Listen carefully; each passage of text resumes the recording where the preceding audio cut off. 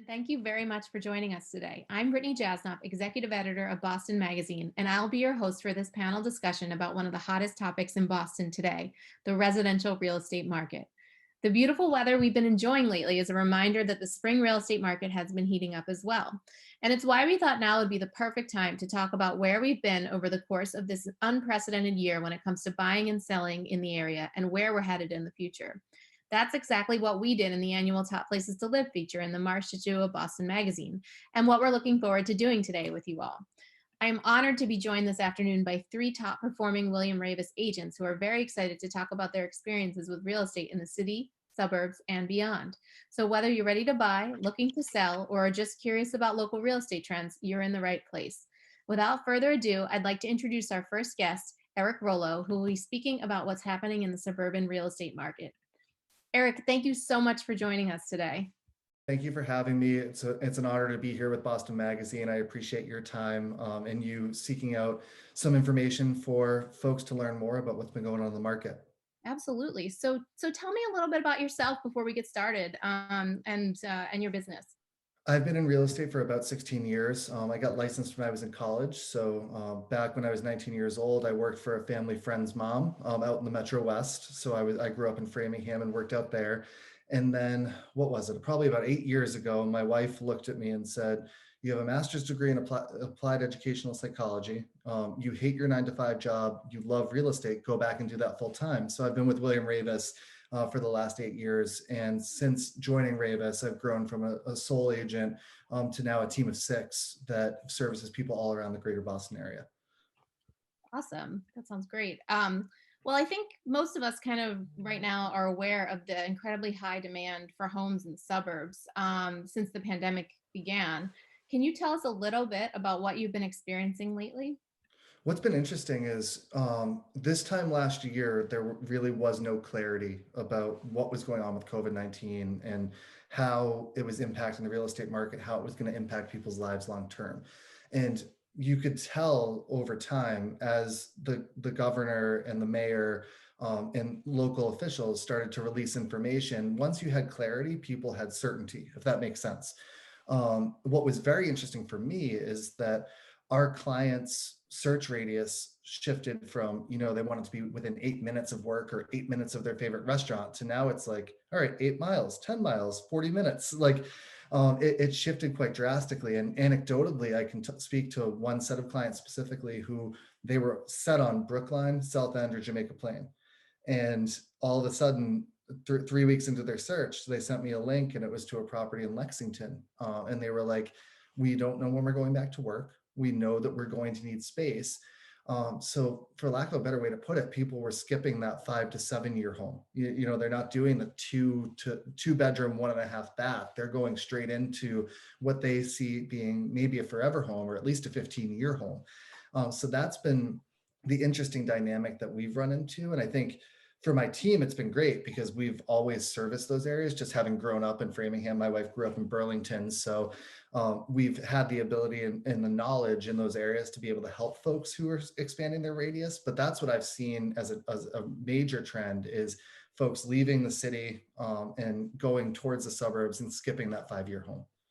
Absolutely. And do you see, I mean, obviously things are changing a little bit now with vaccines rolling out. Do you kind of foresee, what do you foresee for the future in terms of this trend? Do you see this continuing? I don't have a crystal ball. If I did, I probably wouldn't be doing real estate. But that being said, no, we have seen a lot more people shifting their focus back on the city. What's been very interesting is the same clients I was talking to a year ago who were relocating from out of state. All those folks are coming out of the woodwork because work is finally saying to them, "Hey, it's time to move. Like we've let you work remotely for the last year. You're actually moving this year if it's a relocation based thing, especially biotech and pharma." I think that's the one benefit that insulates Boston a little bit is the fact that we're so heavily focused on education, medicine, biotech, pharma. It helps us just know that you have a basis for support for residents here. It will be interesting to see how it impacts the rental market because I think, especially downtown Boston, the rental market has softened considerably. And if you're even just casually glancing at ads online and things like that, 2 months free, 3 months free, we're going to pay your broker's fee. It'll be curious to see once college students and other folks come back in and those young professionals, how that impacts the rental market and whether it stays a landlord favoring market in terms of finance, or if it shifts a little bit towards being a little more tenant friendly on the front end. Yeah, absolutely. For people who are still maybe searching for a home in the suburbs right now, kind of, in the spring market, do you have any advice for people who are looking for something? I know, that the competition is pretty high even Yes. now, so. No, for sure. And what I would tell you is don't rely on the open house schedule. Because if you're relying on the open house schedule, number one, you're probably going to wait in line. And I have countless pictures on my phone of me waiting in a line of 24 people with clients of mine, because people, good agents are being really responsible. They're making sure that there's distancing. They're making sure that there's not a ton of people in the house.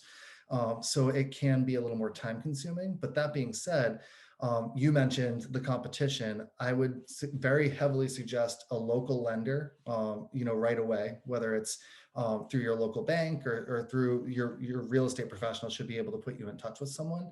But that's super important because you don't want to be, rushing and trying to throw together financial stuff the day that offers are due. But number one, don't focus on the open house calendar. Try to get a private showing if you can. Number two, have those ducks in a row. And number three, work with someone that you know and trust that can help you navigate the process, and who has they not like the hyper local, hyper focused. I've always joked my team is like hyper local with Boston, but the fact that I grew up out in the Metro West has helped a lot of my clients because I still understand that market. I think that that's important right now as people's radius expands, that they're working with someone that their radius can also expand. That sounds great. And my last question for you is really about towns. Like, what are some of the hot towns that you're seeing right now that have a lot of interest, from buyers? Well, I sat on a panel, what was it, 2 years ago with Boston Magazine about millennials and where they were buying. And I was joking with the chef and owner of Ledger up in Salem. I said, if there's a neighborhood that there's a brewery in, that's where people should be looking. And it sounds so like just trivial and stupid, but at the same time, if you think about like your local restaurants, your local breweries, they're gathering places and they build a sense of community in that area. So places like Salem, places like Framingham, where Jack's Abbey is, and hopefully will be opening back up again. Even areas like out towards Worcester. So I would focus on those areas that have a gathering point where people can come together, and then also a transit oriented. It hasn't been a huge thing that we've talked about this year because if COVID's done one thing, it's eliminated traffic. So I used to joke, it's like it would take an hour to get from Boston to Boston, just depending on where you were going. But now you can breeze right through. But I think transit oriented housing will become really important again, moving forward as folks get vaccinated and as we return to what will be a new normal. Absolutely. That's a great point. Thank you, Eric. I really appreciate all of your insights today. And I'd like to introduce everyone to Regina Winslow, who is going to speak about opportunities outside the greater Boston market. Thank you so much for joining us today, Regina. Thank you for having me, Brittany. So before we get started, I'd love for you to tell us a little bit about yourself and your business. Yeah, of course. I'm originally from Southern California. I moved to Boston after college and just wanted a different experience from Southern California lifestyle. Wanted to live in a city that was big enough, but not too big. And I've been here ever since. Got my real estate license 17 years ago and still live in the city with my family and love it just as much as when I first moved here. Nice, nice. And I understand, I know you're based in Boston, but you've helped many clients kind of over the past year who are looking to relocate or find second homes in places like Cape Cod and Vermont. Is that right? That's right. A thing that I think has been interesting that I've seen with my clients is a year ago, everybody was kind of wondering where the market was going to go. And what I've realized is after a period of time, a lot of people have decided that they don't necessarily want to leave the city, but they want to have a place to be able to go if something, just long weekends. I think people settling in, most of my clients are big travelers for work. So being able to be at home, refocus, and realizing, of course, that we can Zoom like we are here now, you can really work from anywhere. So I've had a few clients purchase properties in Vermont and on the Cape, and those markets we've just seen exponential business in. Yeah, I mean, and talk a little bit about, what people are looking for when they are, looking for a home outside of kind of the, greater Boston area. What kinds of things are people looking for?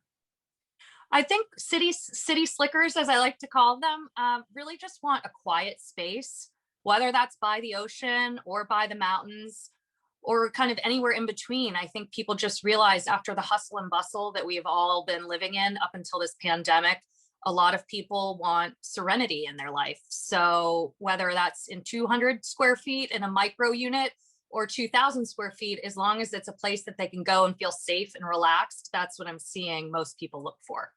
Okay, great. And I mean, just because prices are more reasonable kind of out very far outside the city doesn't necessarily mean that buyers aren't experiencing some competition right now. So can you tell me a little bit about the market in places like Cape Cod, for example? What have you been seeing there in terms of competition and what's been going on? Sure. Well, I think the second home market, especially, we think of us in Massachusetts, but you have to realize that there's people from New York and Connecticut and Rhode Island that are willing to drive 3 hours up to Stowe or willing to drive from New Jersey to Cape Cod 5.5 hours. So all of a sudden you have a tight inventory situation and then an influx of people, whether it's local people on the Cape or in Stowe trying to move within their communities, or you have 3 or 4 states all converging in these vacation areas. So we were dealing with low inventory before, and now it's tenfold of an inventory issue. Right, right. And I've seen like, in places like, Falmouth, for example, the median price has jumped substantially over the course of the last year. Just because I think, I would assume because of this kind of influx of people coming in and looking. And I know, as you said, the inventory is very low.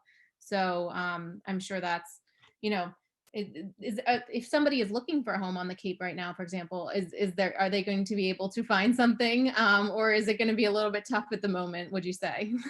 Well, I think the one thing that I've realized and that we've all realized during this pandemic is we have to get creative about how we did our jobs before and do them a little bit differently. So when I look back on my year business-wise, 2020, half of the business that I did was off market, which was new for me. I'm not generally an off-market agent as far as I do believe that listing your home in the public marketplace gets you the best value.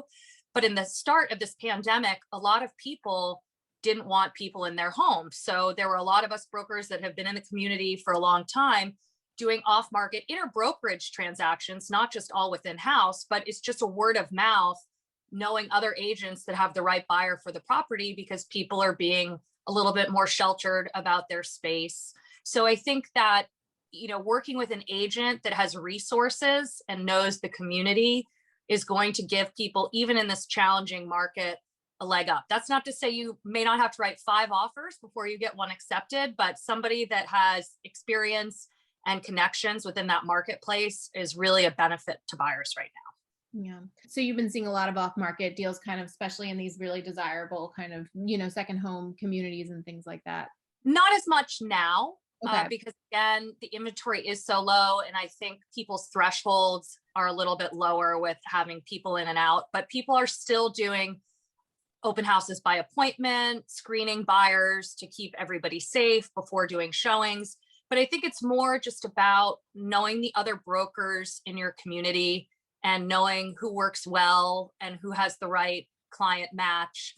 I always say to people that I personally feel that this is a really cooperative business. I've worked with a couple of different firms in my career, and I still maintain relationships with the top brokers of those other companies because, we only are as good as our all of us working together collaboratively.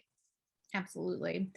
So let's talk a little bit about, the towns that you're seeing that are really popular right now. I know on the Cape, like, for example, and I know you're also working in Vermont a little bit as well. Mhm. So tell me about like which, towns have people been gravitating towards in those areas, would you say? A lot of communities that have always been favorites like Chatham, Provincetown, Stowe, Woodstock, all of those communities have always had desirable real estate. And I think that those markets are still very busy. But the interesting thing that I think we've all noticed is certain areas that were otherwise less explored in parts of Vermont all of a sudden have, multiple bidding wars going on. Our OPMO office, I feel like they've been working 7 days a week for the last, 12 months, 13 months at this point, because there's just people constantly looking. We've had a great ski season, which is always helpful for the market. But yeah, I mean, I really think with this inventory issue with multiple states, it's just people finding a home that they love. And I think they care a little bit less about the community sometimes, because it really is about the home where they're going to spend their time, the view that they have out their window, and what it gives them that they didn't have before, especially if they're coming from the city. Absolutely. Is there anything else that we haven't touched on that you want to add sort of about, real estate right now, and where do you see it going kind of in the future? Anything like that? I think the big takeaway for me with 2020 and kind of this pandemic is here in Boston, we're so fortunate that our market really didn't stop. We were deemed essential by the governor, which I think certainly helped. But I think Boston and our surrounding areas, there are people constantly moving from and to. And yes, we've had a little bit of a difference with international buyers coming in. That's been a little bit more challenging. But all in all, as an office, we've all been very busy. And I think that is just, I look back really almost a year to the date at this point and say to myself, I'm just so fortunate that our market has maintained the way that it has over the years. Because a year ago, I think we were all looking at each other saying, where are we going to be a year from now? So we're still dealing with this pandemic, obviously, but the Boston real estate market has stayed strong, and we should all just, be fortunate to be involved in it. Well, it was great chatting with you, Regina. Thank you so much for joining us. Our final guest is Colin Sullivan, who has some really interesting insights into what's happening in the city itself. Thanks so much for joining us today, Colin. Oh, Brittany, it's my pleasure. Thank you and Boston Magazine for having me. Of course. So tell me a little bit before we get started about yourself and your business. Sure. I have now been doing this as a veteran in residential real estate for 20 years, a little hard to believe. Started my career out in Wellesley, where I used to live, and have developed a business, and my tagline and logo is city and suburbs. Having lived in the suburbs for so long and then transitioned into downtown Boston, living in about 6 different residences in the South End, I feel like I'm uniquely qualified to help buyers and sellers make that switch, whether it's just a change in lifestyle or a change in zip code from downtown Boston and the Metro West suburbs. Very nice, very nice. So yes, of course. So I know, to kind of piggyback on that point, I know while you do just still do some business in the suburbs, you're working primarily in Boston these days. And who would you say is buying in the city right now, and what are they buying? It's a great question. We are seeing so many new buyers jump into homeownership. And that's a product of always rising rents in downtown Boston, combined with historically low interest rates. And I think one of the things that is making this attainable for people is we're seeing things depending on your credit score, depending on your job history, residential lending rates below 3%, which is unfathomable.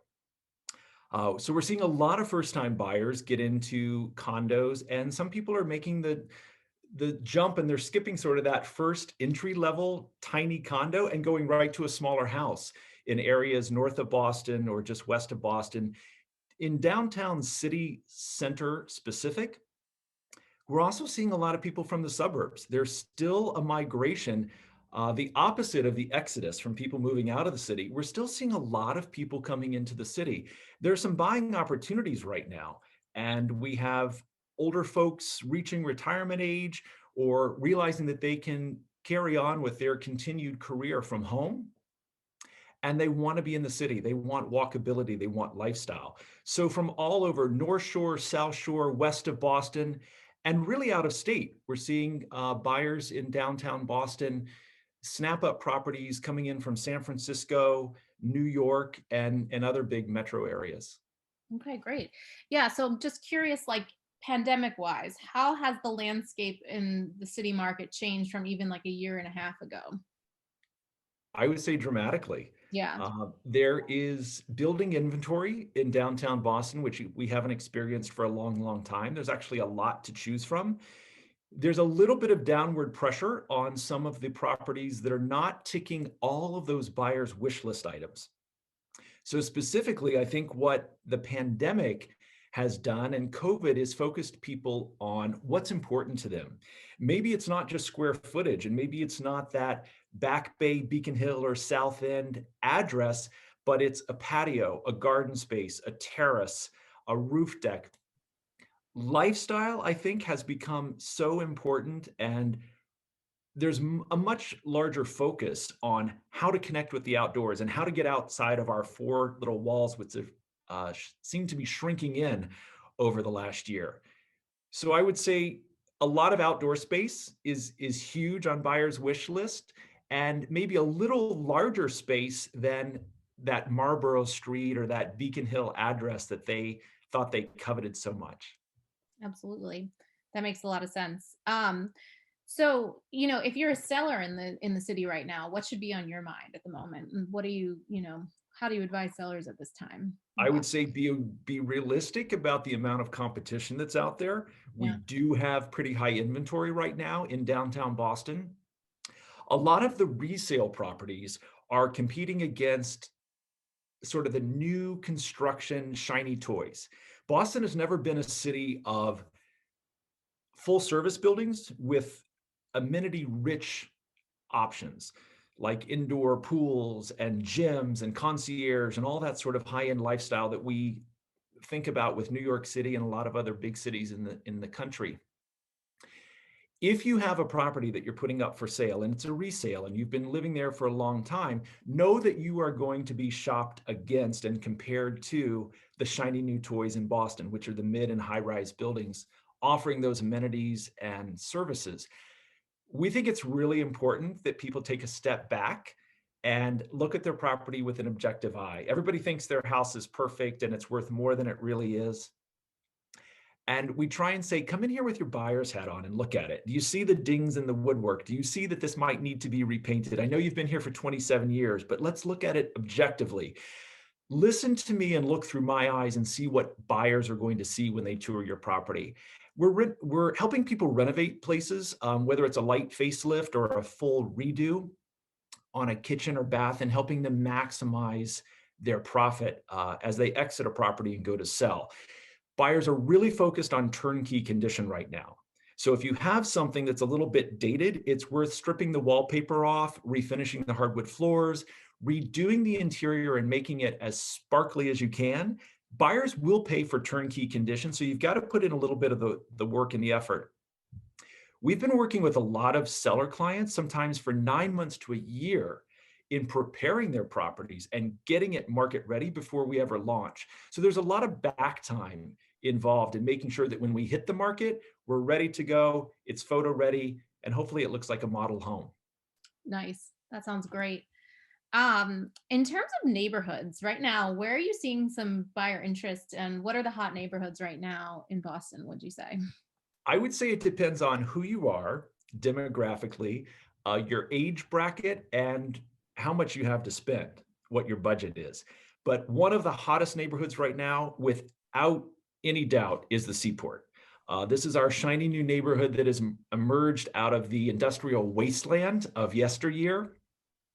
There was really nothing out there, and now it is a magnet for a lot of biotech companies, a lot of very high-end financial companies, insurance.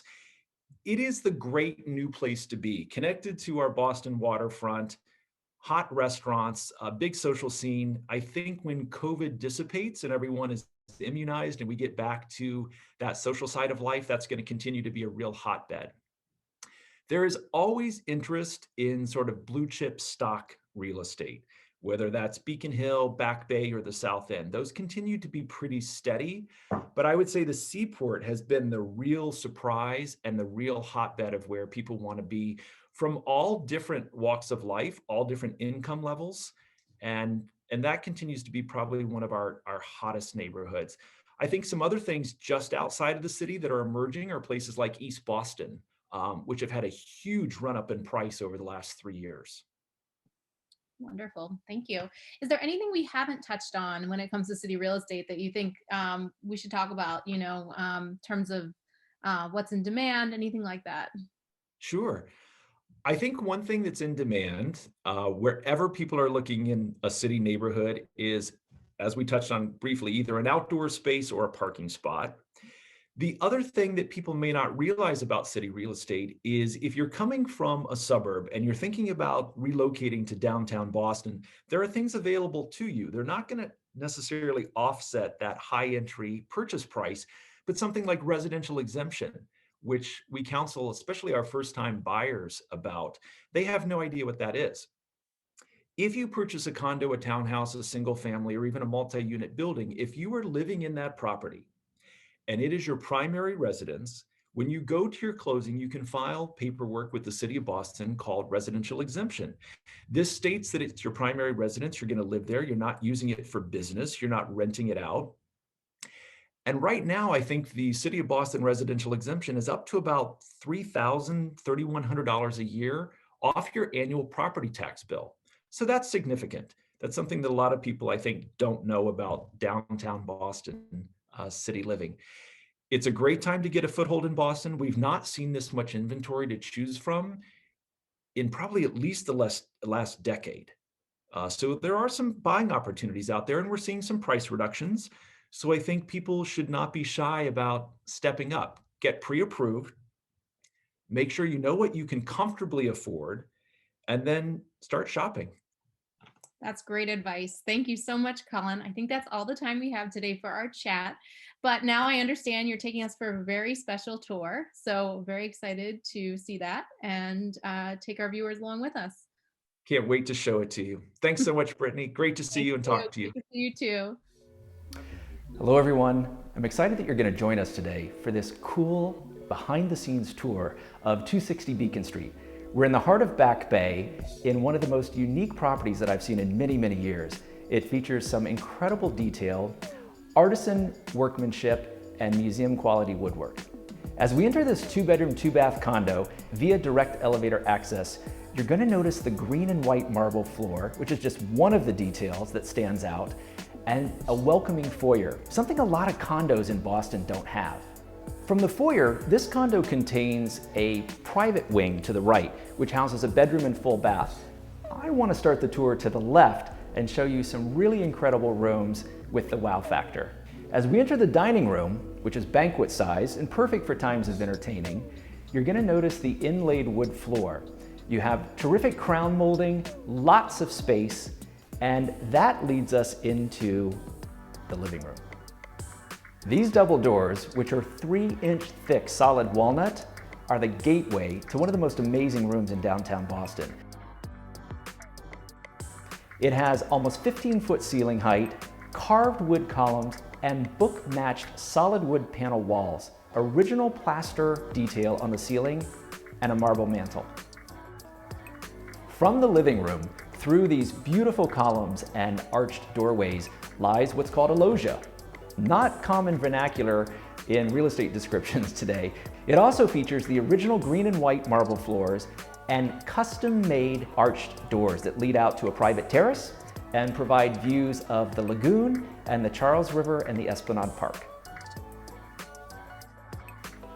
Adjacent to the dining room, we have a really good-sized kitchen, again, especially for the city.